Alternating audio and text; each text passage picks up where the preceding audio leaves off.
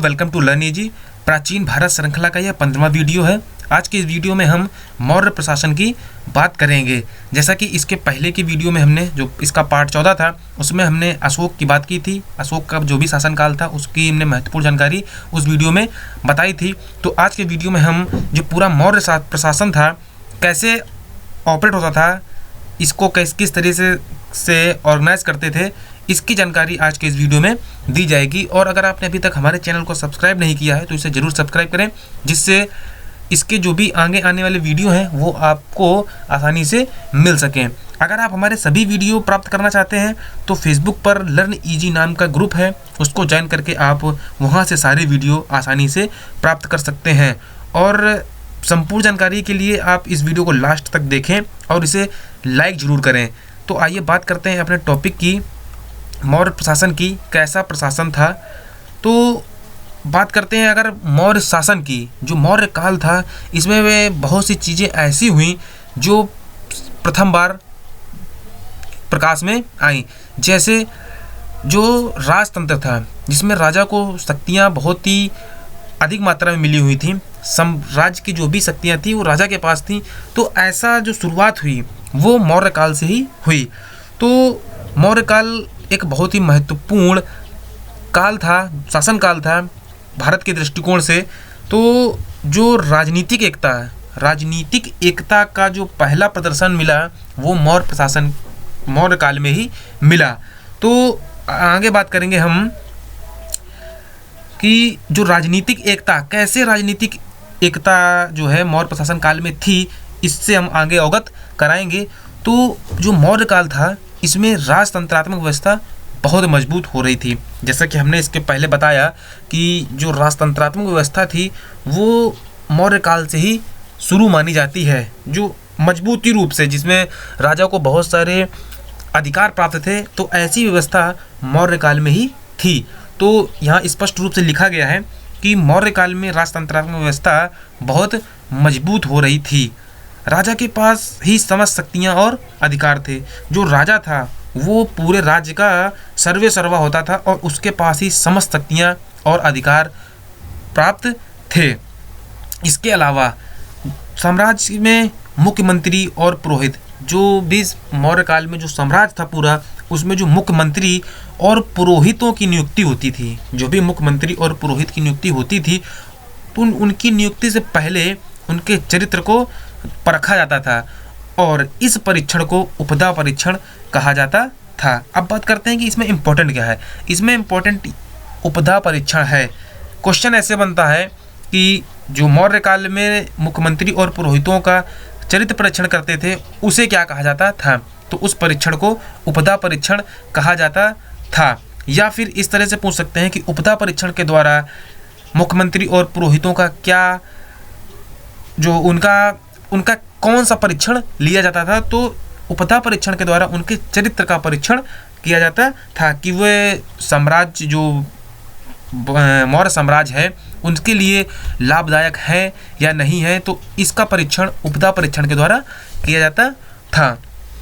अब बात करते हैं मौर्य काल में जो मंत्री परिषद थी, जो मौर्य काल में मंत्री परिषद थी, सम्राट की मंत्री परिषद, उसमें 12, 16 या 20 सदस्य हुआ करते थे और इन मंत्री परिषद की बैठकें गुप्त रूप से होती थीं।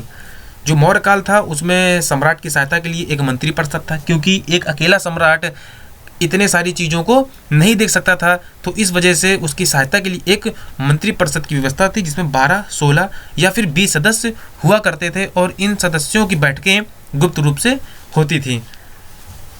जैसा कि हम जानते हैं कि मौर्य काल में कौटिल्य का बहुत ही महत्वपूर्ण योगदान है।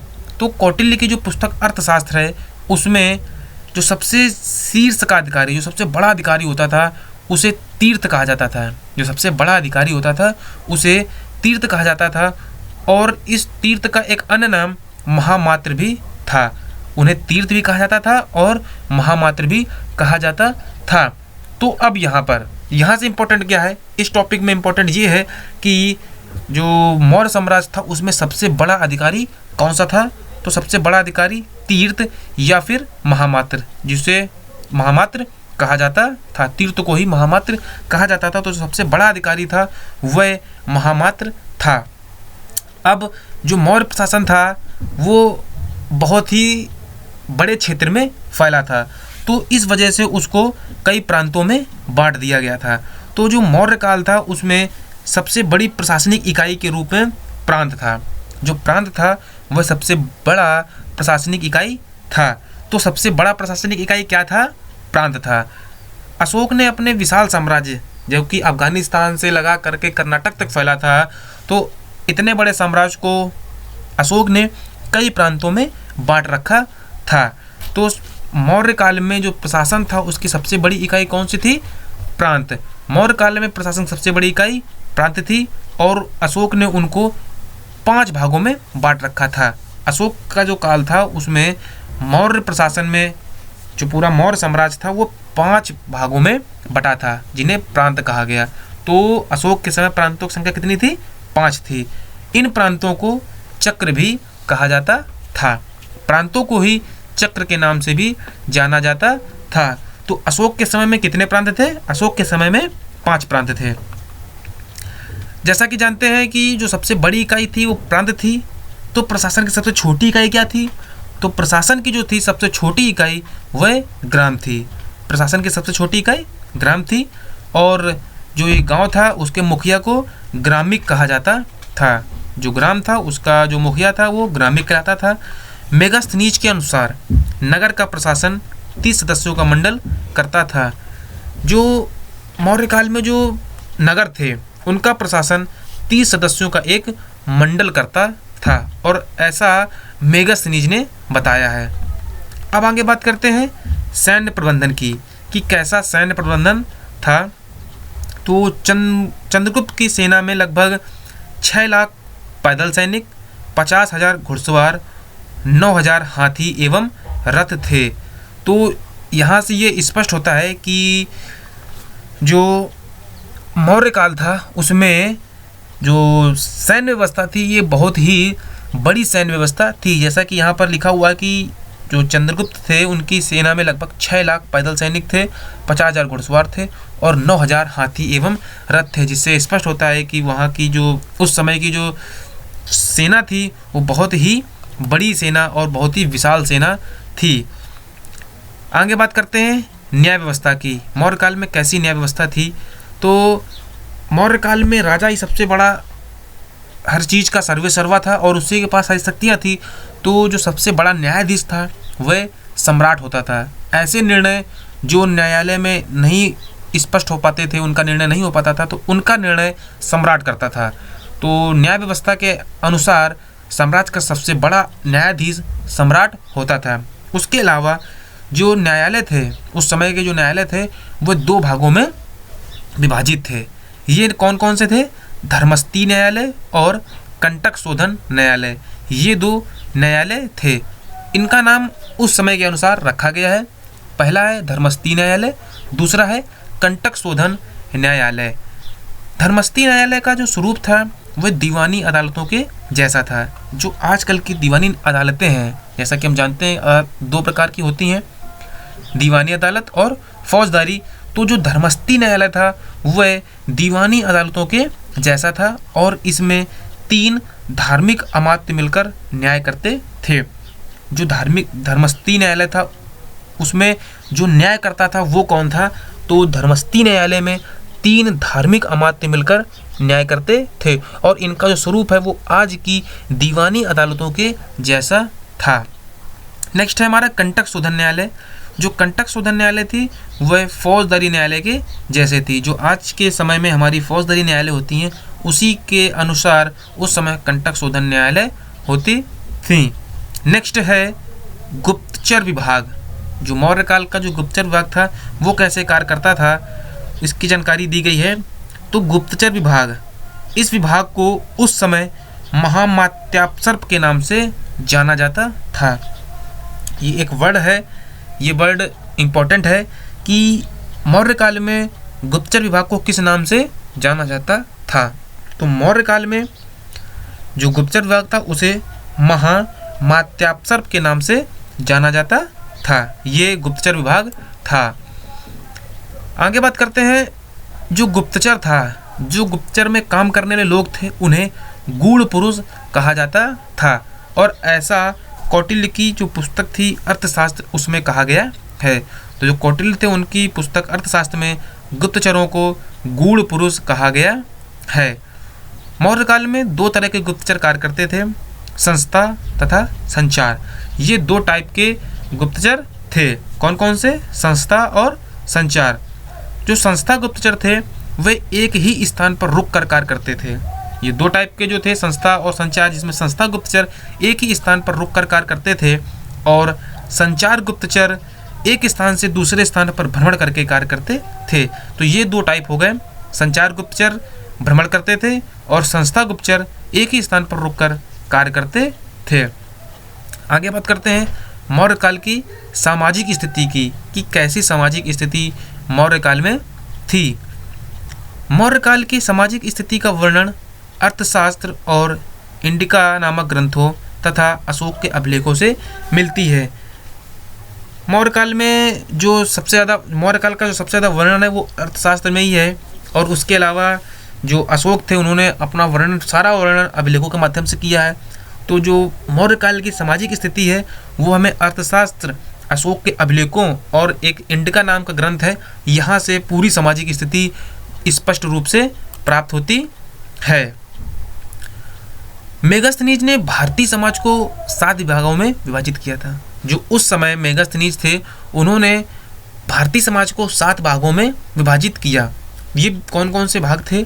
इनमें दार्शनिक, किसान, अहीर, कारीगर, सैनिक, निरीक्षक और सभासद, इनका अपना अलग अलग काम था। जैसा कि पद उसी तरह का उनका काम था। तो मेगास्थनीज ने भारतीय समाज को कितने भागों में विभाजित किया था? 7 भागों में। मेगास्थनीज ने भारतीय समाज को 7 भागों में विभाजित किया।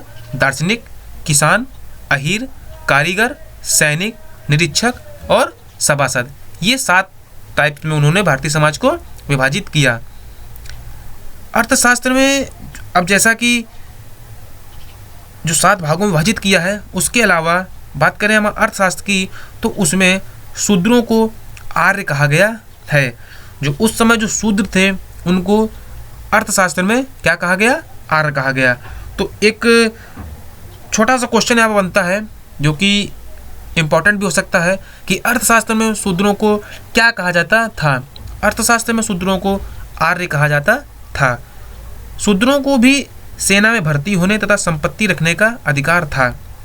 जो शूद्र थे उनको सेना में भर्ती होना और संपत्ति रखने का अधिकार था। जैसा कि शूद्र जो थे एक निम्न वर्ग के लोग थे, तो इस वजह से उनको बहुत से अधिकार प्रदान नहीं किए गए थे जो उच्च वर्ग के लोगों को दिए जाते थे। लेकिन मौर्य काल में शूद्रों को सेना में भर्ती होना और संपत्ति रखने का अधिकार था। उसके अलावा कौटिल्य के अनुसार दासों को कृषि कार्य में बड़े पैमाने पर लगाया जाता था। जो कृषि कार्य था उसमें बड़े पैमाने पर दासों को लगाया जाता था। जो भी मौर्य काल के जो दास थे उनको कृषि कार्य में लगाया जाता था, और ये उस समय की महत्वपूर्ण सामाजिक घटना थी। यहाँ से पता चलता है कि समाज का स्तर क्या था। तो दासों की जो स्थिति थी वो निम्न स्तर पे थी और उनको कृषि कार्य में लगाया जाता था। मौर्य काल में वैदिक धर्म प्रचलित था। इस युग में मूर्ति पूजा का प्रचलन शुरू हो गया था। यहाँ से इम्पॉर्टेंट है कि जो मौर्य काल है उसमें कौन सा धर्म प्रचलित था। तो मौर्य काल में वैदिक धर्म ज़्यादातर प्रचलित था और इस युग में मूर्ति पूजा का प्रचलन शुरू हो गया था। मूर्ति पूजा का प्रचलन मौर्य काल से शुरू हो गया था। मूर्तियाँ मंदिर में स्थापित होने लगी थीं। जो मूर्तियाँ थीं वो कहाँ स्थापित होती थीं? मूर्तियाँ मंदिर में स्थापित होने लगी थीं। महत्वपूर्ण मूर्तियाँ कौन कौन सी थीं? जो इस काल में जो महत्वपूर्ण मूर्तियाँ थीं और मंदिरों में जो मूर्तियाँ रखी जाती थीं वो ब्रह्मा, विष्णु, शिव, इंद्र और यम की मूर्तियाँ रखी जाती थीं और इनको नगर के द्वार पर स्थापित किया जाता था। जो ब्रह्मा, विष्णु, शिव, इंद्र और यम की मूर्तियाँ थीं इनको नगर के द्वार पर स्थापित किया जाता था। अब बात करते हैं उस समय की शिक्षा और साहित्य की। तो जो मौर्य काल में जो सबसे महत्वपूर्ण शिक्षा स्थल था वह तक्षशिला था। जो तक्षशिला था वह शिक्षा और साहित्य का प्रधान केंद्र था। तो मौर्य काल में शिक्षा और साहित्य का सबसे प्रमुख केंद्र तक्षशिला ही था। और जो चंद्रगुप्त मौर्य थे वो तक्षशिला में ही शिक्षा प्राप्त की थी। उन्होंने तक्षशिला में ही शिक्षा प्राप्त की थी। तो चंद्रगुप्त ने अपनी शिक्षा कहाँ प्राप्त की? चंद्रगुप्त ने अपनी शिक्षा तक्षशिला में प्राप्त की। अब बात करते हैं मौर्य युग की कला की कि कैसी कला मौर्य युग में थी। मौर्य युगीन कला जो है, अब जो हमने अपने वीडियो के स्टार्टिंग बताया था कि मौर्य युग कई मायनों में अपने आप में महत्वपूर्ण था, क्योंकि यहीं से कई चीज़ों की शुरुआत हुई। तो कलात्मक गतिविधियों का सबसे पहला इतिहास मौर्य काल से ही प्रारंभ होता है। जो ऐसी कला जो बाद तक प्रचलित रही, तो ऐसी कला का जो शुभारंभ हुआ वो मौर्य काल से ही प्रारंभ हुआ। तो कलात्मक गतिविधियों का सबसे पहला प्रमाण या पहला इतिहास कहाँ से मिलता है? ऐसा इतिहास हमें मौर्य काल से ही मिलता है। मौर्य काल में जो कला थी वो दो रूपों में थी, राजकीय कला और लोक कला। मौर्य युग में कला दो प्रकार की थी, राजकीय कला और लोक कला। राजकीय कला के अंतर्गत जो सबसे महत्वपूर्ण नमूना था, राजकीय कला में जो उस समय के राजाओं के महल थे, जो राजप्रासादें थे, उनमें जो कला प्रयुक्त होती थी, ऐसी कला, या फिर राजाओं के द्वारा जो कुछ निर्मित करा जाता था वो कला राजकीय कला के अंतर्गत आती थी। तो राजकीय कला का जो सबसे महत्वपूर्ण नमूना जो है वो अशोक के एकात्मक स्तंभ, जो अशोक ने एकात्मक स्तंभ बनाए हैं, वो इस कला के सबसे महत्वपूर्ण उदाहरण हैं। अब बात करते हैं इन एकात्मक जो स्तंभ हैं उनका निर्माण कब हुआ। तो जब अशोक अपनी धम्म यात्रा पर गए थे तो वो कई जगहों से गुजरे थे, कई स्थानों से होते हुए वो अपनी धम्म यात्रा को पूरा किया था। तो अपनी धम्म यात्रा के दौरान ही उन्होंने देश के विभिन्न भागों में एकात्मक स्तंभों को निर्मित करवाया और इनकी संख्या लगभग 20 है। तो यहाँ से इम्पोर्टेंट चीज़ें हम क्या ढूंढते हैं कि जो सबसे इम्पोर्टेंट नमूने हैं राजकीय कला के वो एकात्मक स्तंभ हैं। इनका निर्माण अशोक ने अपनी धम्म यात्रा के दौरान देश के विभिन्न भागों में कराए और इनकी संख्या लगभग 20 है। अब बात करते हैं इसी कला के रूप में ही बात करें तो जो अशोक स्तंभ बनवाते थे तो उनके शीर्ष थे उन पर कोई ना कोई आकृति का निर्माण होता था। तो इसमें से जो सारनाथ का स्तंभ शीर्ष है, जो सारनाथ का स्तंभ है उसका जो शीर्ष है वह सबसे उत्कृष्ट शीर्ष है। जितने भी अशोक के स्तंभ हैं उनमें जो सारनाथ का स्तंभ शीर्ष है वह सबसे उत्कृष्ट है। इसके फलक पर 4 सिंह पीठ से पीठ सटाए चारों दिशाओं की ओर मुख किए हुए बैठे हैं। इसकी विशेषता यह है, जो सारनाथ का स्तंभ शीर्ष है उसकी विशेषता यह है कि जो इसका फलक है उस पर 4 सिंह पीठ से पीठ सटाए चारों दिशाओं की ओर मुख किए हुए बैठे हैं। ये जो सिंह हैं, जो भी सिंह हैं, ये अशोक की शक्ति का प्रतीक हैं। ये जो 4 सिंह सारनाथ के स्तंभ शीर्ष में हैं वो अशोक की शक्ति का प्रतीक है। और सिंह के मस्तक पर एक चक्र स्थापित था। उस चक्र में जो मूल चक्र था उसमें 32 तीलियां थीं। जो सिंह का जो मस्तक था उसमें एक चक्र स्थापित है और उसमें मूलता मीन्स जिस समय वो बनाया गया उस समय उसमें 32 तीलियां थीं। तो ये जो चक्र था उसका अर्थ क्या है? जो चक्र था उसका अर्थ शक्ति पे धर्म की विजय थी। ये इम्पॉर्टेंट है। यहाँ पर 2 चीज़ें दी गई हैं। जो अशोक का स्तंभ, जिसको सारनाथ का स्तंभ भी कहते हैं, उसमें जो सिंह है वह अशोक की शक्ति का प्रतीक है और जो चक्र है वह शक्ति पर धर्म की विजय का प्रतीक है।